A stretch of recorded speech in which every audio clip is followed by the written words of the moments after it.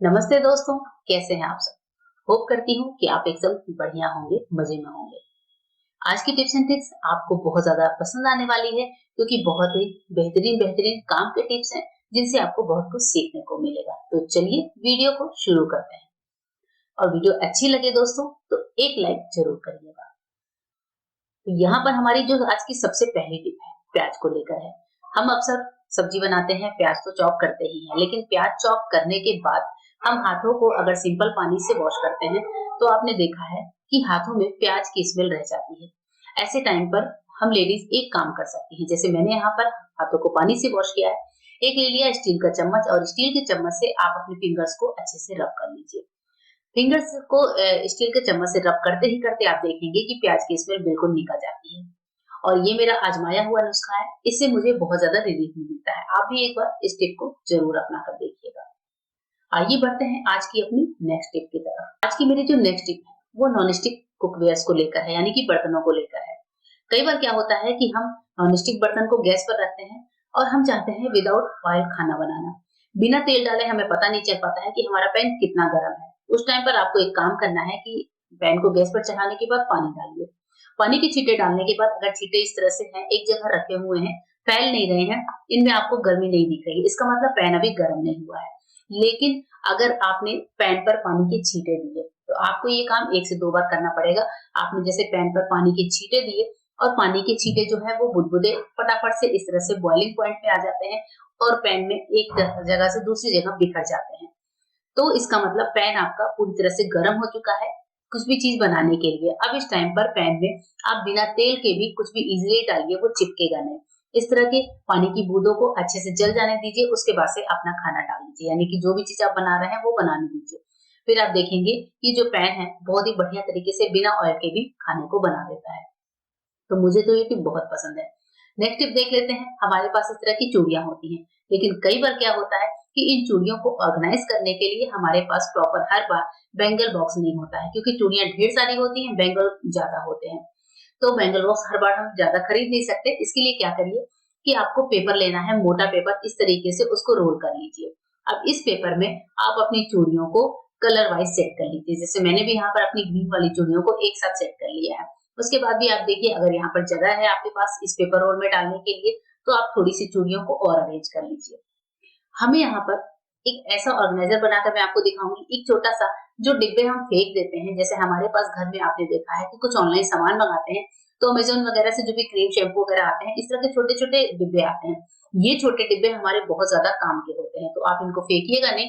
इस तरीके से बना लीजिए चूड़ी स्टैंड, और इसके बाद से जो साइड में जगह है वहां पर भी आप चूड़ियों को रख सकते हैं, या फिर 2 रोल बनाकर उनमें चूड़ियां लगा सकते हैं और बस ढक्कन लगाकर रख दीजिए। आप चाहें तो डिब्बे को ऊपर से थोड़ा-सा और सुंदर बना सकते हैं, क्रिएटिविटी कर सकते हैं। मैंने आपको यहाँ पर सिंपल सा एक एग्जांपल दिया है। बस डब्बे को बंद करके रख दीजिए। हमारी जो चूड़ियाँ हैं, वो बहुत ही बढ़िया तरीके से सेफ पड़ी रहेंगी, खराब भी नहीं होंगी। एक और टिप देखते हैं सौंफ को लेकर। घर में खाना बनाने में सौंफ का इस्तेमाल तो होता ही है, लेकिन खाना खाने के बाद क्या आप सौंफ खाते हैं? अगर नहीं खाते हैं दोस्तों तो खाना शुरू कर दीजिए। अगर आपको भी मसालेदार खाने के बाद एसिडिटी की समस्या, गैस बनने की समस्या, बदहजमी की शिकायत है, या फिर अगर आपने हैवी खाना खा लिया है, आपको थोड़ी बदहजमी सी लग रही है, तो आप ले लीजिए थोड़ी सी सौंफ और साथ ही ले लीजिए एक छोटा टुकड़ा गुड़। गुड़ का सेवन हम गर्मियों के दिन में भी कर सकते हैं, पर ज्यादा नहीं, हाँ थोड़ा थोड़ा तो कर सकते हैं। छोटे से टुकड़े गुड़ के साथ आपको लेनी है आधी चम्मच सौंफ। दोनों चीजों को अच्छे से चबा चबा कर खाना है खाना खाने के बाद। इसके बाद आप देखेंगे कि ना ही आपको बदहजमी होती है, ना ही गैस बनती है। अगर आपने बहुत ज्यादा ऑयली भी खाना खाया है तो एसिडिटी वगैरह की समस्या नहीं होती है, साथ ही सुबह पेट साफ होता है, कॉन्स्टिपेशन वगैरह नहीं रहती है। दूध को अगर ज्यादा टाइम तक स्टोर करके रखना है, आप इसको फ्रिज में नहीं रखना चाहते, दूध को नॉर्मल टेम्परेचर पर रखना है, और दूध आपको लगता है कि 1 से 2 दिन आपको दूध खराब हो सकता है, तो आप ऐसे टाइम पे क्या करिए, जब आपने दूध को उबाल लिया है तब आप उसके बाद से 2 से 3 छोटी इलायची लेकर दूध में डाल दीजिए। अगर आपने दूध को नहीं भी उबाला है तो भी आप छोटी इलायची डालकर कुछ घंटों के लिए दूध को नॉर्मल टेम्परेचर पर स्टोर कर सकते हैं। दूध बिल्कुल भी खराब नहीं होता है, और जब भी हम चाय वगैरह बनाएंगे तो इलायची काम आ जाएगी। दूध किसी और यूज में ले रहे हैं तो इलायची को निकाल सकते हैं। नेक्स्ट टिप है ताले और चाबी को लेकर। कई बार बारिश के दिनों में ये ताले चाबी जाम हो जाते हैं, मतलब ये अच्छे से वर्क नहीं करते। तो हम क्या करते हैं, सोचते हैं कि हमारा ताला खराब हो गया, लेकिन एक बार ये टिप आप काम में ले सकते हैं। चाबी अगर ढंग से खिंच नहीं रही है, मतलब हम स्मूथली घुमा नहीं पा रहे हैं, तो आप चाबी पर थोड़ा-सा वैसलीन अप्लाई करिए।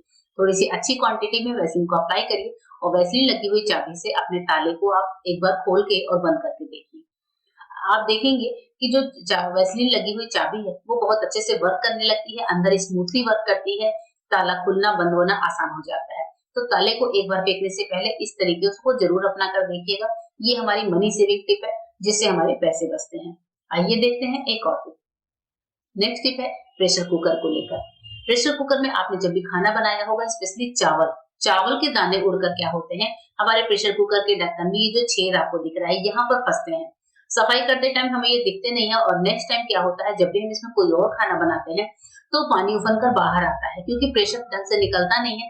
उस टाइम पर आपको एक काम करना है कि सुई लगा लीजिए, मतलब सुई ले लीजिए, उसमें धागा जरूर लगाइए और उसके बाद से इस सुई धागे को इस छेद के आर पार करिए। अगर ये सुई आसानी से इजिली यहाँ से छेद से आर पार निकल जा रही है, इसका मतलब कि इसमें कोई भी चावल या दाल का दाना नहीं फंसा है। लेकिन अगर सुई ढंग से निकलती नहीं है, अंदर चावल फंसा होगा, तो सुई डालने से क्या होगा कि चावल का दाना भी सुई के साथ साथ निकल कर बाहर आ जाएगा। तो ये काम तो एक आपको करना है, मतलब हर बार चावल या दाल बनाने के बाद आप अपने किचन में इस तरह का सुई धागा जरूर रखिए, जिससे आप अपने प्रेशर कुकर के ढक्कन की इस तरह से क्लीनिंग कर पाए। उसके बाद भी आपको ध्यान रखना है कि इस बीच वाले छेद के अतिरिक्त भी इस साइड में छेद होते हैं, यहाँ पर भी आप सुई को डालकर इस तरीके से सारे छेद को चेक करिए कि कहीं इसमें कोई चावल का दाना तो नहीं फंसा है। अक्सर चावल बनाते समय ये समस्या होती है। तो इस तरह की क्लीनिंग करने से क्या होता है, नेक्स्ट टाइम हमारे चावल जो खाना बनाते हैं तो प्रेशर कुकर से पानी नहीं निकलता, प्रेशर कुकर के फटने का डर खत्म हो जाता है, साथ ही जो है खाना भी बढ़िया बनता है और प्रेशर भी अच्छा रिलीज होता है। एक और टिप है, जब मिक्सी के जार नीचे से बढ़िया तरीके से स्मूथली घूमते नहीं है, क्योंकि इसमें जो नीचे ये मशीन होती है हमारे मिक्सी के जार की या फिर मिक्सी में लगी हुई, इसका मुझे एग्जैक्ट नाम नहीं पता, ये जो रोलर्स होते हैं अगर ये ढंग से काम नहीं कर रहे हैं तो इसमें भी आप थोड़ा सा वैसलीन लगाकर अपने काम को आसान बना सकते हैं। क्योंकि क्या होता है कि ये घिस जाते हैं, हम ज्यादा इनको यूज करते हैं तो मिक्सी की ये जो रोलर्स होते हैं वो घिस जाते हैं। तो एक बार वैसलीन लगाने के बाद ये स्मूथली काम करता है और कुछ दिनों के लिए हम इसको बिना चेंज कराए भी अपने किचन में यूज में ले सकते हैं। तो इस तरीके की जो टिप्स हैं वो मुझे पर्सनली बहुत ही पसंद आती हैं। कभी आपको चार्जर को लेकर जाना हो अपने पर्स वगैरह में तो तार क्या होते हैं आपस में उलझते हैं। तो जब भी आप चार्जर के वायर को कहीं रखिए या फिर पर्स में कैरी करके ले जाइए तो इस तरीके से सिंपल तरीके से उसकी नॉट लगाकर आप रख सकते हैं। चार्जर की वायर खुल जाती है तो आपस में उलझती है, साथ ही चार्जर के खराब होने का भी डर होता है। इस तरीके से उसको नॉट लगाकर रखेंगे, खुलेगा भी नहीं और आपके पर्स में आपका चार्जर सेफ भी रहेगा। हमारे जो ये पर्स होते हैं या फिर किसी भी जगह की जिप होती है, कई बार होता ये है कि जो जिप होते हैं उनके जो रनर होते हैं वो टूट जाते हैं। अब जब रनर टूटते हैं तो उस चेन को हम खिसकाएंगे कैसे, विदाउट रनर चेन खिसकते नहीं है और कभी-कभी तो इनको खिसकाने के चक्कर में हमारे नेल्स वगैरह भी टूट जाते हैं। तो अगर इस तरह से आपकी चेन का रनर भी टूट गया है तो उसमें आप छोटा सा जुगाड़ लगाकर अपने पैसे बचा सकते हैं, क्योंकि चेन को अगर हम चेंज करवाने जाएंगे तो लगभग उतना ही रेट पड़ता है जितना कि हमारी पर्स का रेट होता है। तो ये छोटी सी जो पिन होती है ब्लैक वाली, इसको यहाँ पर आप लटका सकते हैं और जब भी आपको चेन खोलना हो तो इस क्लिप का यूज कर लीजिए। ये छोटी सी क्लिप हमें हमारे काम को आसान बनाने देती है।